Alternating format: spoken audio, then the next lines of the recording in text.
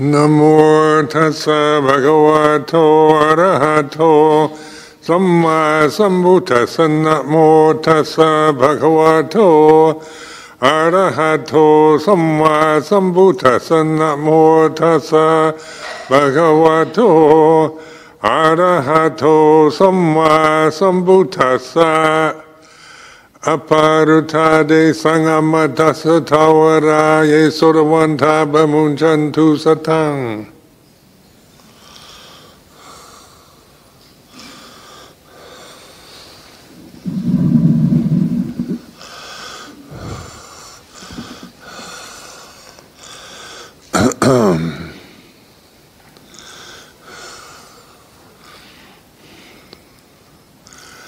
So contemplating this present moment, here and now,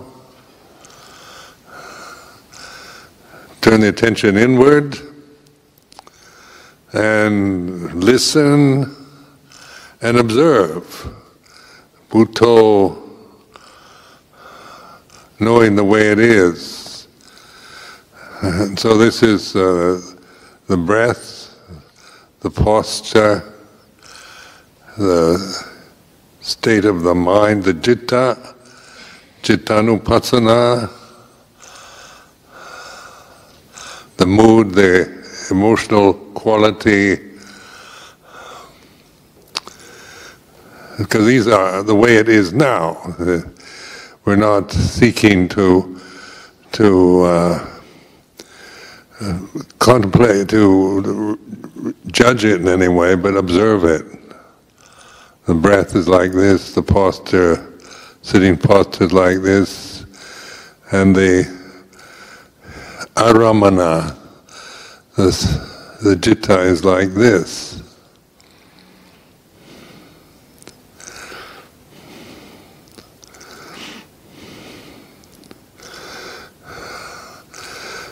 And they say in Thai, we say samruam sangvara padana. One of the efforts to collect oneself in the present, to be present, fully present in this state of attentiveness, relaxed attention, knowing, observing.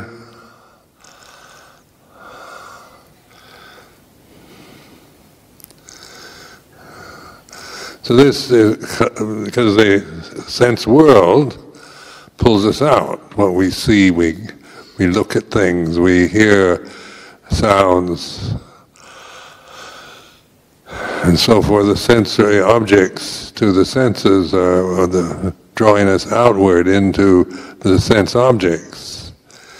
And then we have names for that, we have description, we have preferences, biases, prejudices, views and opinions about the sankharas that we're experiencing, that we see or hear or smell or taste or touch or think. But in samruam, in sangvarapadana, it's the effort to collect, be collected at one point, here and now, this state of relaxed attention, openness, Bhutto, knowing the way it is, it's like this. Now there are three fetters. There are 10 sangyojanas, so called, translated as fetters. And the first three fetters are the fetters that prohibit the realization, the understanding of stream entry, sotapanna. And these first three fetters are all human, manufactured fetters. They're not just the natural conditions in nature that we're born into, but the first one is the Sakya Ditti, which is the self-view, personality view, the ego, the sense of I am this body, me and mine. And this is insidious because everybody is thoroughly convinced that they are their ego, their physical body, and that's what we find, in the world, what we operate from. It's conventional reality, but it is an illusion. It's something you acquire after you're born. You're not born with Sakya Ditti. That's an acquisition due to conditioning. Sila Bhattacharya is a name for the second one, and that is like cultural conditioning, social conditioning, religious conditioning. So we have, we're born into the parent. We're born to the parents. We have their particular ethnic identities, cultural conditioning, attitudes, the social identities, whether you see yourself as working class, middle class, upper class, see yourself as a male or female. This is acquired after you're born. That's Sila Bhattacharya under the conventional conditioning, cultural, social, ethnic conditioning, and then the third is vicikiccha, Pali word for doubt, which is always the result of attachment, blind attachment, ignorant attachment to the thinking process. So we aren't born thinking, we don't have a language, like a newborn baby doesn't have a language, he learns that after birth.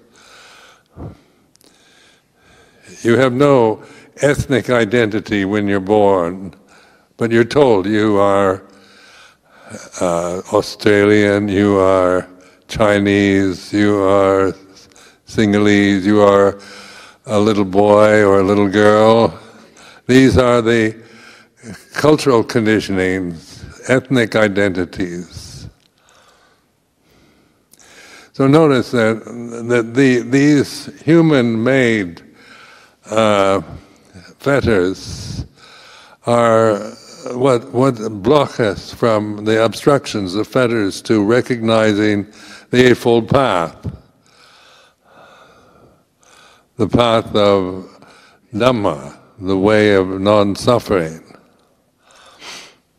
which is because the following states, the four states like Sakata, Kamayana, Kamayarahant, are dealing with the natural forces that we no longer are labeling me and mine, and we're not, but it's just the vipaka kamma, the character tendencies and so forth that remain after the first three fetters have been relinquished, have been seen through.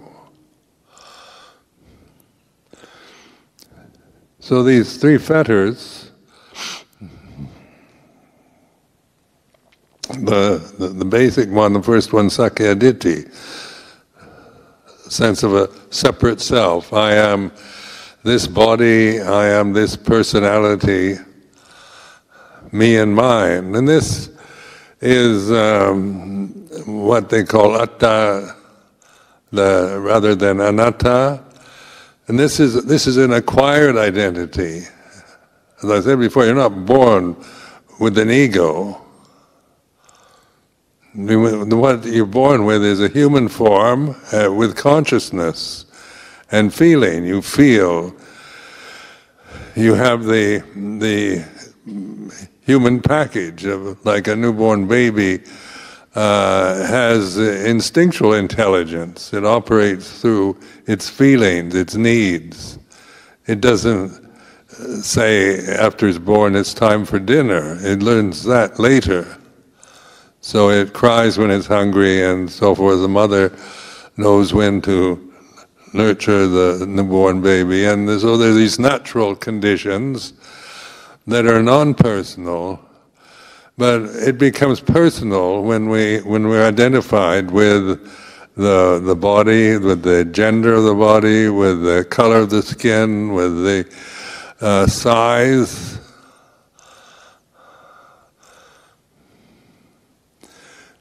what our mother or father, how they relate to us, whether we're wanted or not wanted, or loved or not loved, these affect the sense of your self-worth, and your ego is formed from these experiences.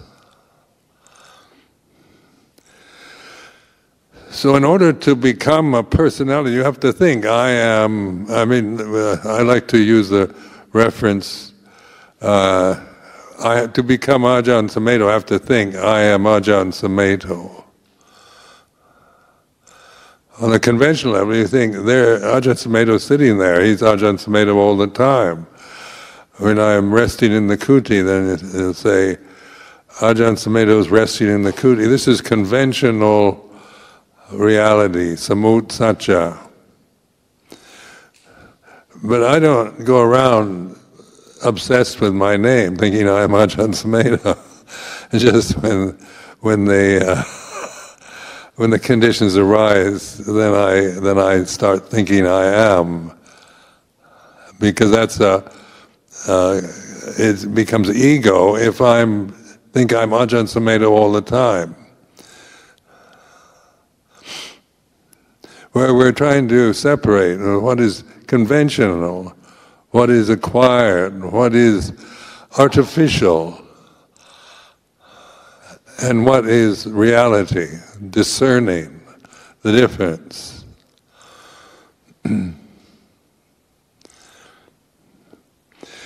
We have these possessive pronouns, me and mine. This is mine. I'm like this. This is me. And this emphasizes the sense of separateness of as a separate form, separate individual person. But to observe this, it's not to discard it. Conventional reality is not to be despised, but it's to be understood with wisdom. And so, one time somebody asked me in Amaravati, they asked me if I had psychic powers, and I said, I can disappear right in front of your eyes. And so he said, would you show me? And I said, okay. And he said, you're still here. And I said, but I've actually disappeared. The sense of me and mine. You go into the silence of the mind, there's no self, there's no Ajahn Sumedho in that. Ajahn Sumedho disappears. I don't think he quite understood what I was talking about.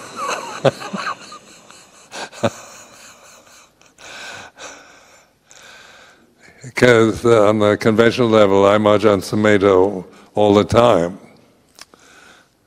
But this is like exploring, investigating, testing out, so that you see for yourself. Are you the same we tend to think we're the same person all the time. When we're asleep, I'm the same person when I'm awake, when it's raining or when it's sunny, when people are praising, saying you're a great teacher, or when they're condemning me, that I'm the same person all the time. But when you observe, when there's Puto observing, then you realize that the personality changes according to the conditions. The Sakya Ditti has no continuity. It's continually changing according to whether the changes in the weather or the people you're with, whether you're at the office or at home, whether you're feeling healthy or sickly. But the constant factor is the Puto, the awareness, and then the personality adapts itself to conditions, because it's just another condition. It's anicca, it's dukkha, it's anatta. And so once you begin to see, it's not getting rid of Sakya Ditti or trying to suppress it, but understand it. No, it's merely conventional reality, and it still can be used on that conventional level. But we're no longer limited, bound into the straitjacket of a permanent, the illusion of being a permanent person, a permanent personality, a permanent type.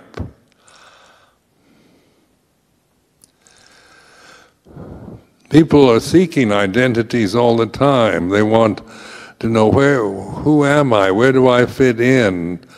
What is my real self? Where do I belong? Who are my parents?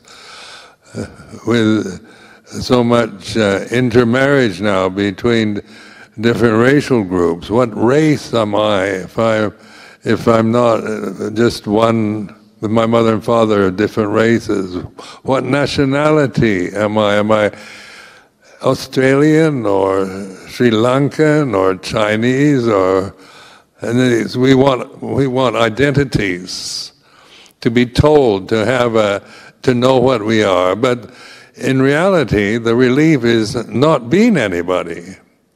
Anatta is actually a relief, because whatever you decide you are, whatever identity you decide upon, it's not reality, and it's still dukkha, it's still suffering.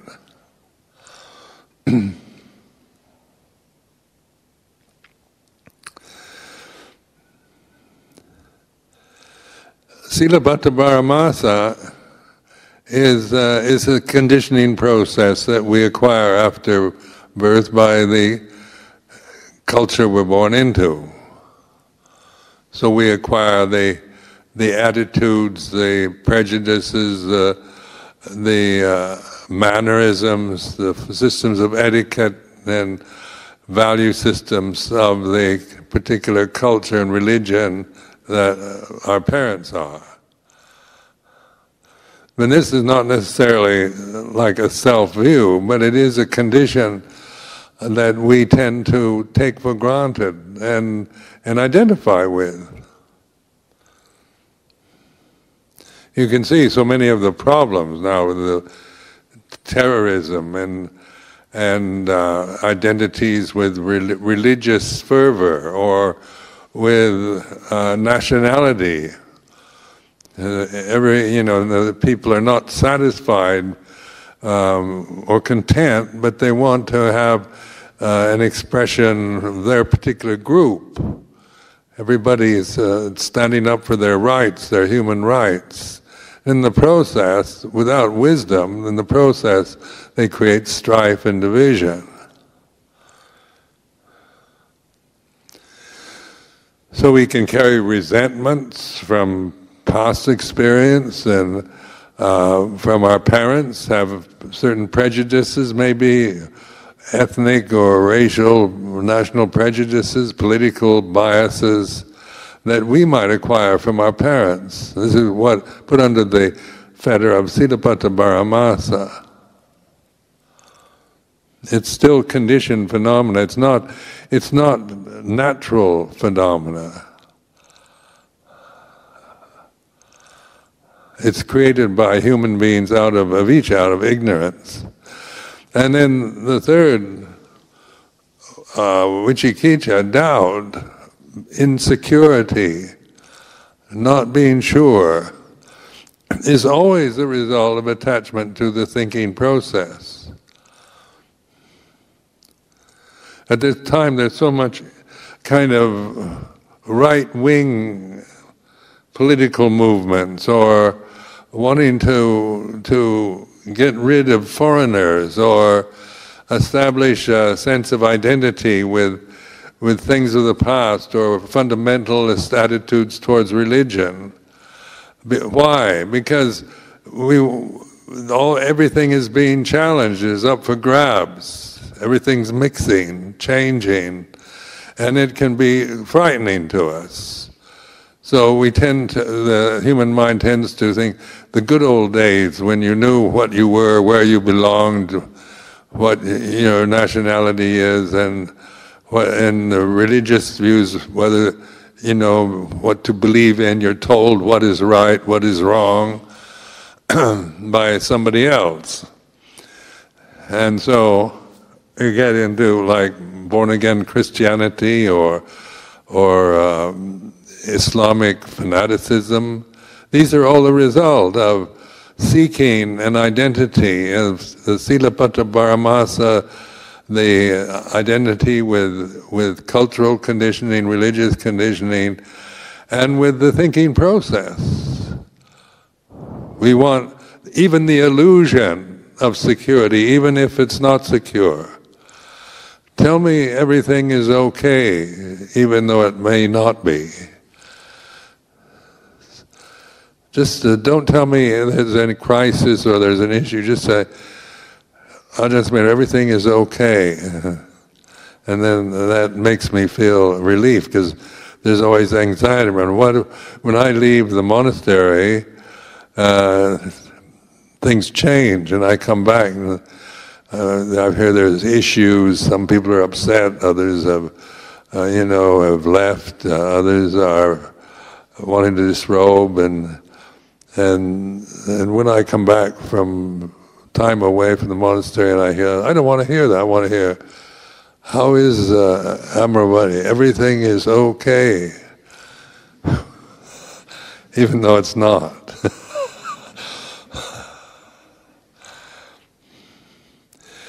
So, just tell me you love me even though you don't. And things like this.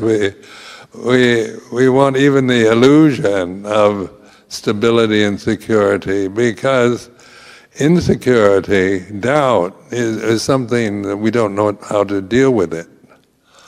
We want answers to every question, solutions, every problem. Definitions for everything.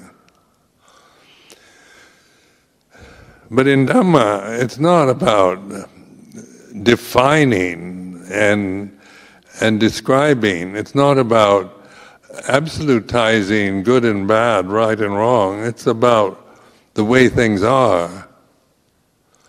And what we can know is that this moment, doubt is like this.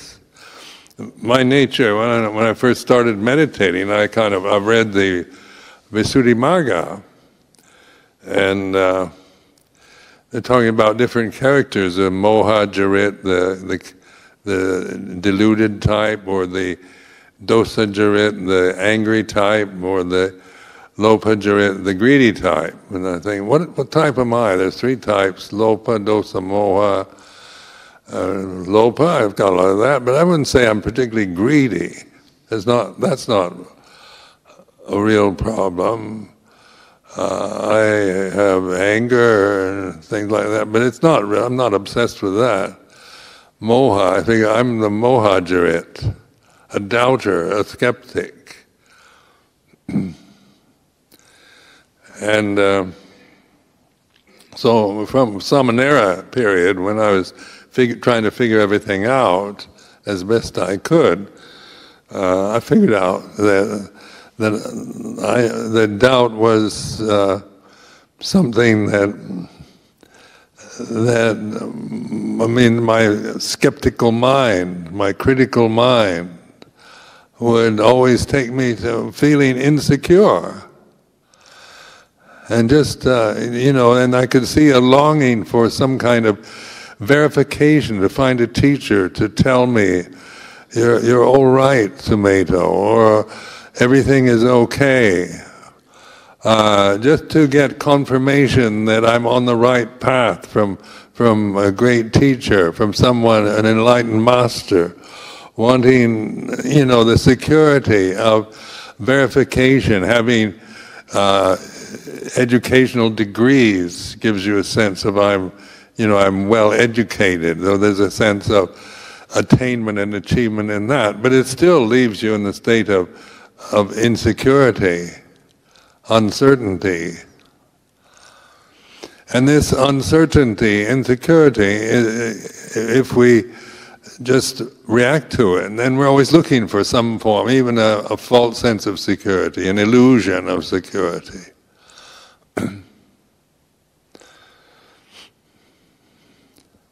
we try to look for another person who will be faithful and love us forever. And we want somebody else to give us this sense of security. Or the security of our profession, when we professionals and we want to know that I will have my job till I retire with a pension, the sense of having life insurance, and as it gives you this sense of security for the future.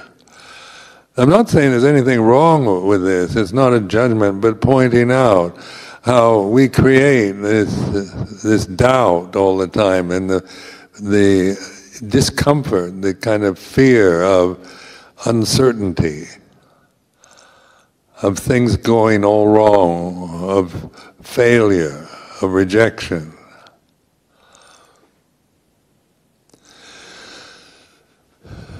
Attachment to the thinking process. When you think about the future, you think, well, you can look at it, there's pollution, climate change, overpopulation, there's a lot of insecurity, nobody agrees on anything anymore, it's all about, my rights and what I think. And we'd like social harmony and brotherhood, fellowship, peace, democracy. These are ideals that we would like to have, because they would make us feel secure. If we could have really a perfect democratic political system and a good economy.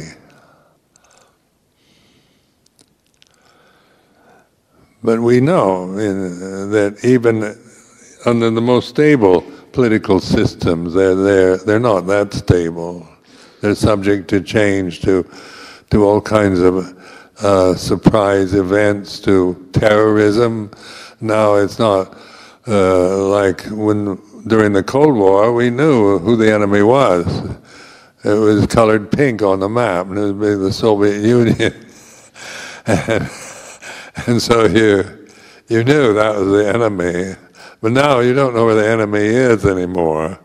And the terrorism seems to generate not just in the Middle East, but bombings in Brussels and in Paris and London and New York. And so this makes us feel very insecure. We like the illusion of knowing where the enemy is, but we don't know.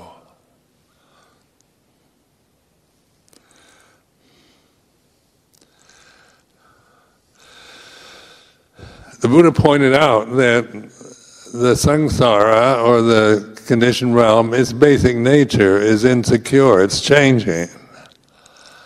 That's the nature of this realm. It's not, you can't find real security or safety or certitude within it, because it's changing, and it's not always changing the way we want it to change. It changes according to other conditions. And those conditions, some of them are quite obvious, some are, not obvious at all, or subtle, or far away. But what we can, in the present moment, is be aware. And that's the certainty that the Buddha pointed to, is sati, sampajanya, and panya. This is the way out of, this is the door to the deathless, the amatta dhamma. That's the refuge in wisdom and in understanding, insight. Because the rest is changing to conditions we have no control over. Now when we actually have insight into this, rather than being more neurotic or more frightened, we relax, because when we think about the future and the problems that lie in the future, national problems, family problems, social problems, international problems, there's endless possibilities, permutations, variations on possible problems that will arise, disasters or failures or wars or strife of some sort, or climate changing where it makes our lives unbearable, or a collision with a meteorite, or who knows what's going to happen in the future. The future is the unknown. And so this is like informing oneself with this knowing the unknown, knowing insecurity, knowing doubt, is like this, is the knowing that comes through wisdom. It's Buddha knowing rather than personal, cultural knowing that you know about this and have heard rumors about that, and the authorities, the people in the know have told you this, and the uncertainty of the information, mass media, that we depend upon for information.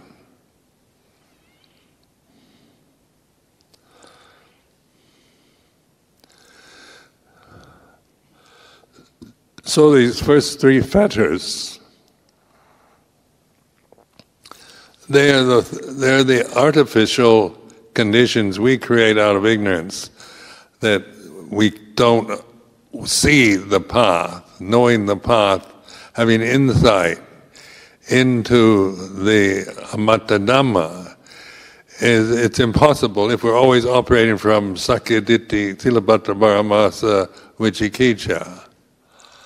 It's totally impossible to awaken to the path, the amatta Dhamma, the Eightfold Path, or have right understanding, Sammaditthi, if all we're doing is grasping these first three fetters and operating from them without investigating or understanding what we're doing.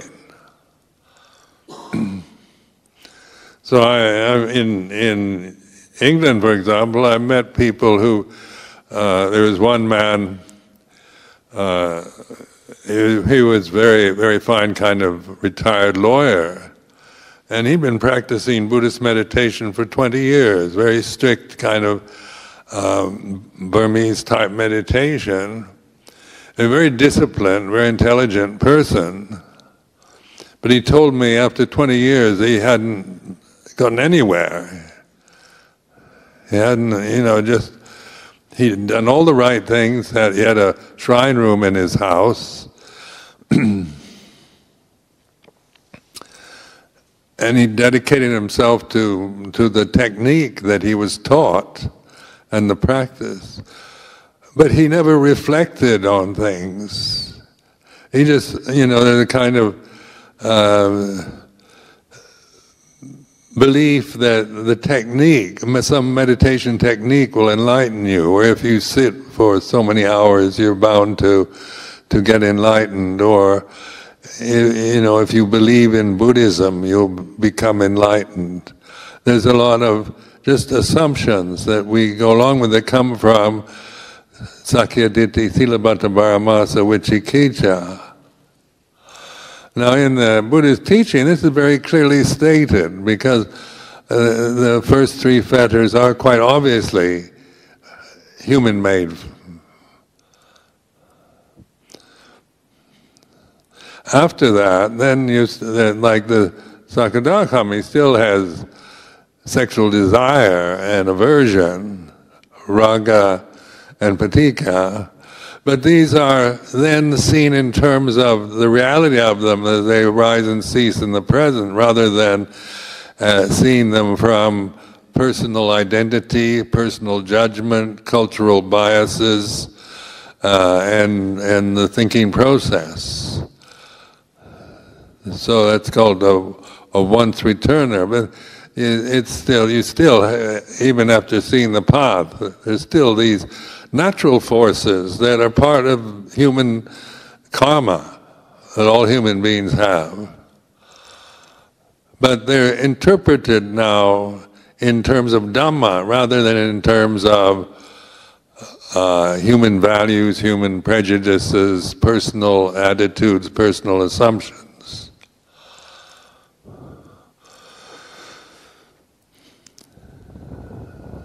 So the emphasis on these three fetters is is to investigate them. It's not to get rid of them or try to get rid of self-view, cultural conditioning, and stop thinking, because you can't really do that. It doesn't work, because it's still coming from sakyaditthi, from avijja, from ignorance of Dhamma.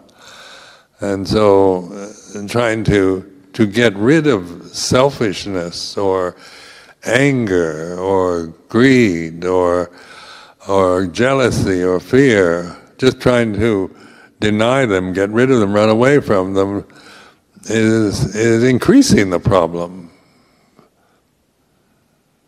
Because these are always interpreted in terms of personal values. It's my greed, I'm a greedy person, or I'm an angry person. We strongly identify with sexual tendencies. So we make a self around whether we're homosexual or transgender, or these are the things of the time, the strong identities with sexual inclinations from the sakyaditthi silabbata paramasa vicikicca level.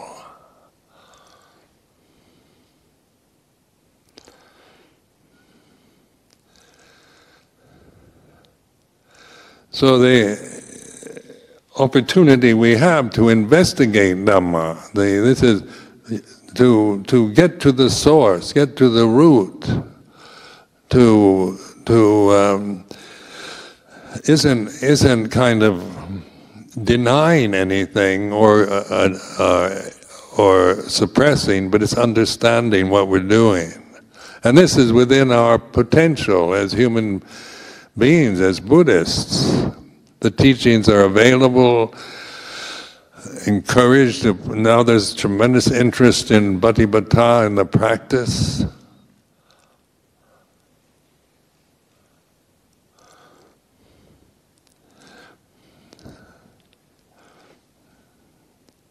It's not, a minority thing. I hear in this area, Buddhism is the second, really, after Christianity. So Buddhism, of course, can be just silabbata paramasa. If we just cling to it, to its forms, and as a cultural conditioning, religious conditioning. But I think the thing that so many of us awaken to and appreciate within the Thai forest tradition, like teachers like Luang Por Cha, Ajahn Mahambua, Ajahn Anand, teachers of this quality, because they're teaching the Dhamma teachings. They're not just teaching ceremonies and reinforcing the identity or religious biases that we might have. It's awakening to reality.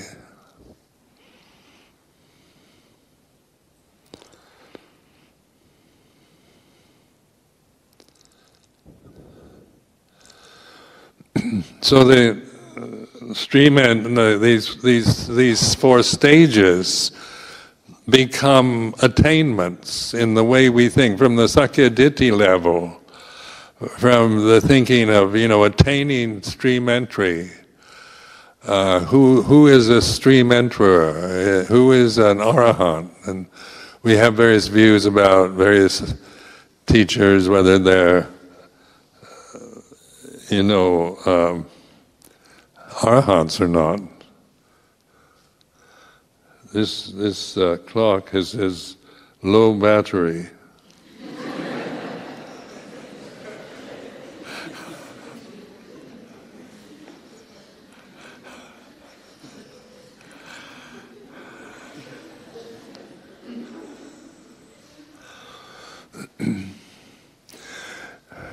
So, but the thing with these, they're not attainments. You don't attain stream entry. It's not an attainment. It's through letting go of ignorance. It's not that there's something wrong with you. It's just that these fetters, you're clinging to these fetters, and you don't know you're doing it.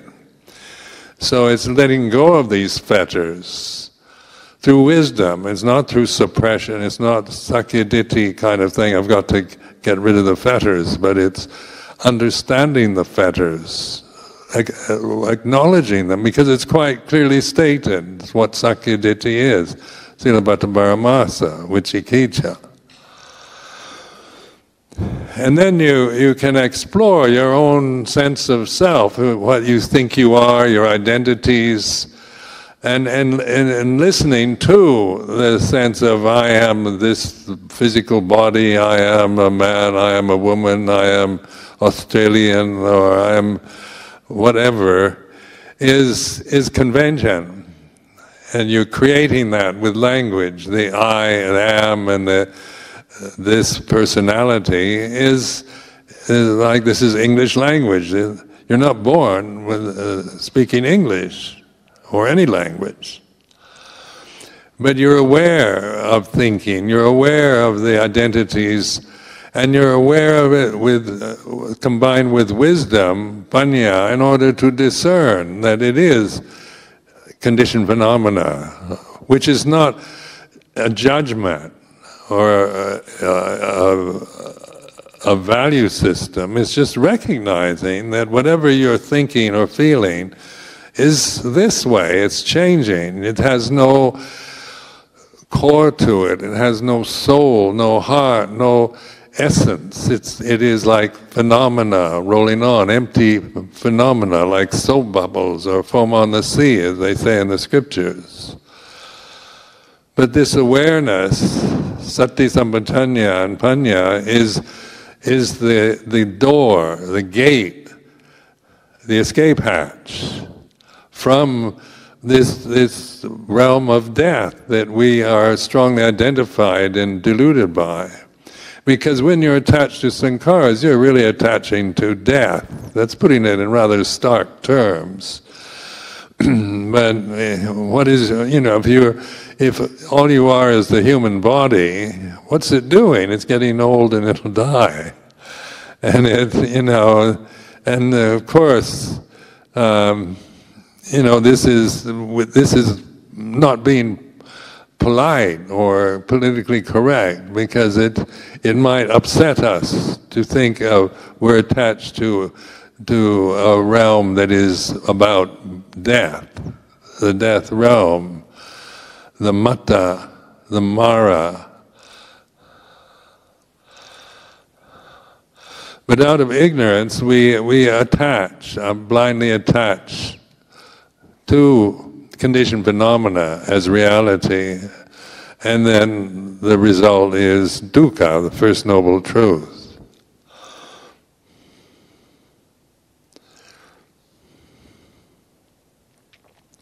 The refuge is about amatta dhamma, deathless reality, which you can't conceive of. It's not a conception, it's not a perception, but you awaken to it. The third noble truth is about nirodha, or the cessation of a condition. And we don't notice the cessations of conditions. Say the average ignorant human being is when something changes or ceases, we aren't observant of it. We go on to the next thing. We're always seeking rebirth in something else. So, like being inspired, we're inspired with Buddha's teaching, and we become very interested, and then we get bored with it, and then we look for some other religious path, because inspiration, interest is impermanent.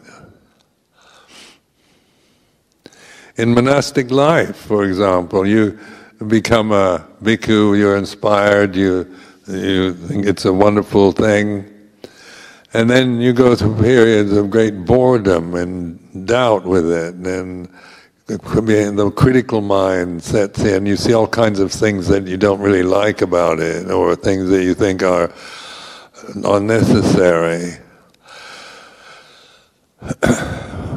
or it's just boring. I remember my third punts, I was at Tam Sang Pet up in Amnat north of Ubon, and it was a hot season. And Tam Sang Pet is these hills and caves, and they get the hot sun of Thailand in the hot season. It's like a storage heater, and so you're living in amongst all these hot rocks, and in the hot season, and you just feel incredibly enervated and weak. It's just hard to get up off the floor. And the hot season can be quite, for someone who's not really used to it, can be quite depressing.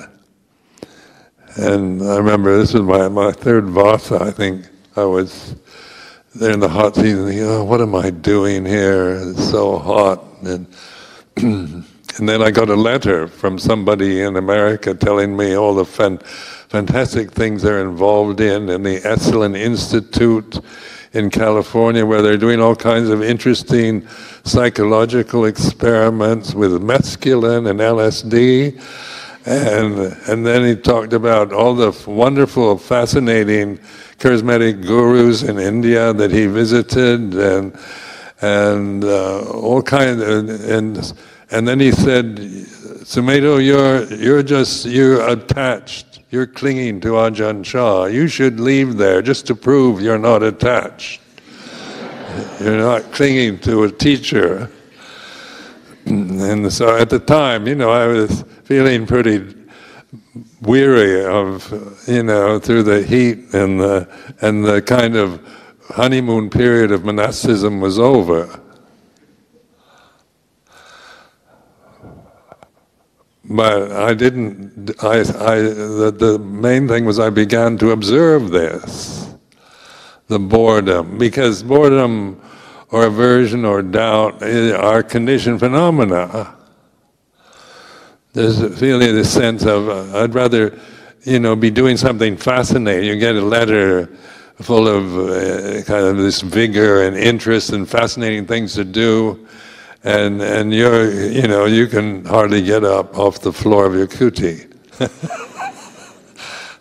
I also had malaria then, so nobody was forcing me to stay. It wasn't, Ajahn Chah never carried a gun. And so I could have left, but something in me trusted, there was enough insight by that time to not be caught up in these kind of fantasies of things would be much better if I returned to the United States.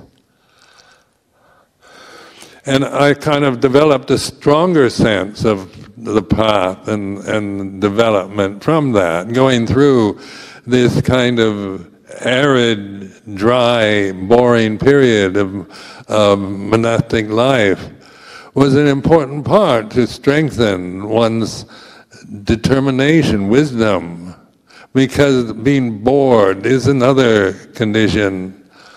Being fed up with or just being critical, seeing things you don't like in a monastery, and that you can be, if you're too idealistic, then you're going to be disappointed, because monasteries are the way they are. There's no ideal Buddhist monastery on the planet. They're all, they can't be, because they're conditioned phenomena also. But the teaching of the Buddha isn't about perfecting conditioned phenomena into its best form, but it's about understanding, recognizing that all conditions are impermanent. And so these first three fetters are, to be investigated. What is Sakkayaditthi? I can tell you my definition and how I approach it, but it's up to you to really think of what is the self, what is the personality, what is the ego? Are you the same person all the time? When you're asleep, do you have a name? Do you dream about being this person? Or the sleep consciousness, there's no sense of self in it.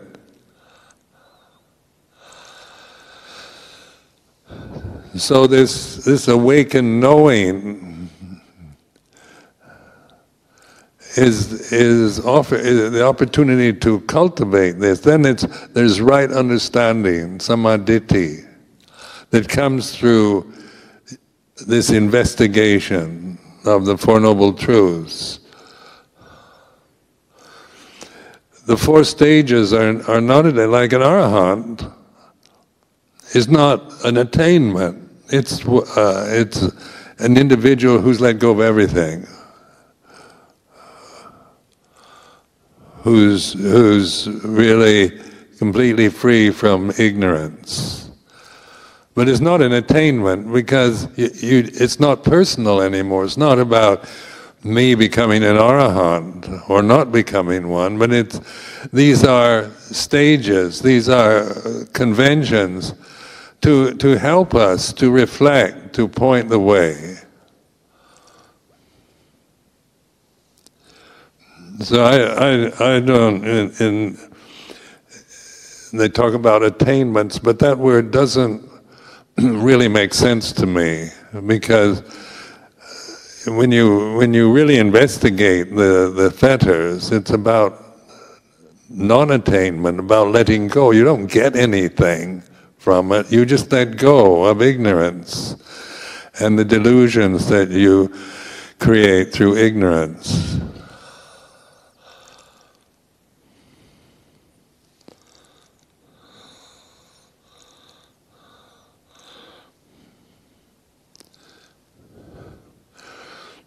Just like arahant can be in terms of ignorance of Sakkayaditthi, it's an attainment. Somebody who's an arahant there, that monk there is an arahant, and then what do we think? Like they're Superman, or we think of it in terms of superlatives.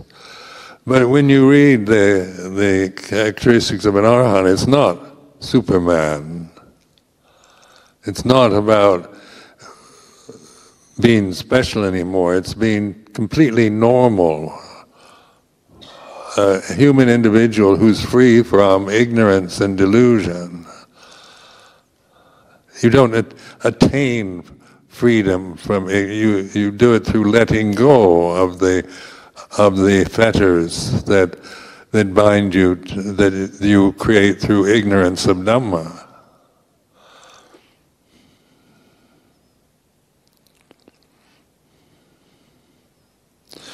So it's going against the whole worldly flow. Like language, like idealism is about the best, how things should be. You know how we have ideals, we have principles, high standards, refinements about conditioned phenomena, taking conditions to the superlative level, the very best. And we can create superlatives with thought. It's about thinking, because the thinking process is about discrimination. So it's about the best and the worst, and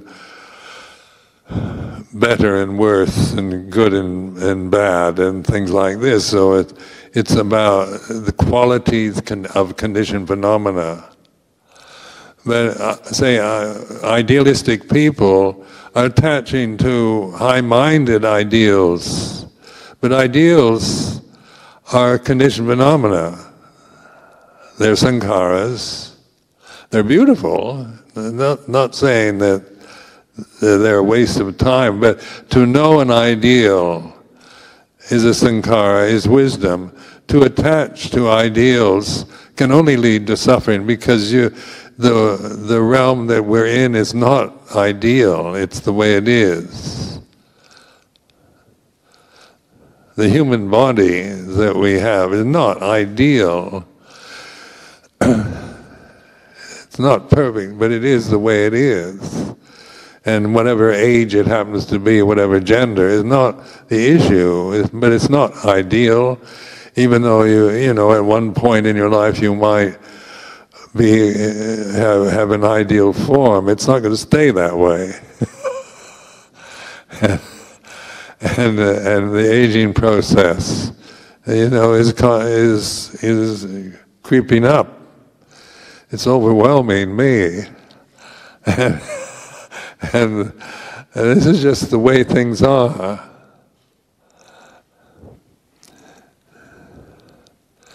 When we idolize monasteries or teachers, then we're going to be disappointed, because we can, you know, think, oh, what Bodhivana is, you know, is perfect, is ideal, and inspiring, and then after a while you hear people complaining, people being disillusioned, because it doesn't fit their ideal. It's not, there's an ideal that binds you to very high standards of perfection, which is not the way things are and can't be. And this is what many of us appreciated with Luang Por Chah. Now he's had an apotheosis. He's up in the stars, you know. He's the great master, the Arahant. But when you're living with him, you know, he was fully human and honestly human. He wasn't trying to be some kind of perfect master, or there was no pretense. There was no affected acts. He was what he was, but there was wisdom there, and that inspired me, because the American system is very idealistic. American society, the United States was set up on ideals of how things should be. So we're brought up to hold to ideals and high standards. Now, high ideals and high standards have their purpose. They're like guiding stars. They give a direction. But they're not where you are. They're high above you. And we need a guiding star, you know, a direction to go toward. But we also need to know where we are at this moment. Because we might be on the edge of a cliff and we're looking up at the guiding star, we'll just fall off the cliff. So just on the practical level, you need direction, but you also need to be aware of the conditions of the present moment as they happen to be, even though they may be anything but perfect or what we want.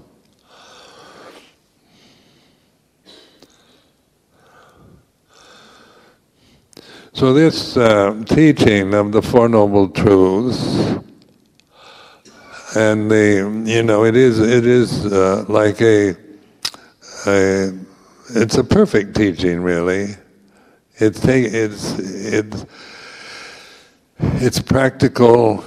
There's a way of practice. It's clearly laid out. It's not theoretical. It's not about the future. It's available to us. It's not a secret teaching given only to special initiates. There's nothing, that we can't talk about or tell you about. The Four Noble Truths, or then they have the Paticca Samuppada, dependent origination, another form of reflection that is really helpful in understanding ignorance and the result of clinging to perceptions, to conditions. So you have these very excellent tools to use, but it's up to the individual to use them. This is like this weekend retreat is meant to be an encouragement to learn how to use what you have already. The faith, the confidence, the identity with Buddha, Dhamma, Sangha, now also is an opportunity to make it work, to put it into practice, rather than just clinging to the external forms of religion. So I offer this for this evening's reflection.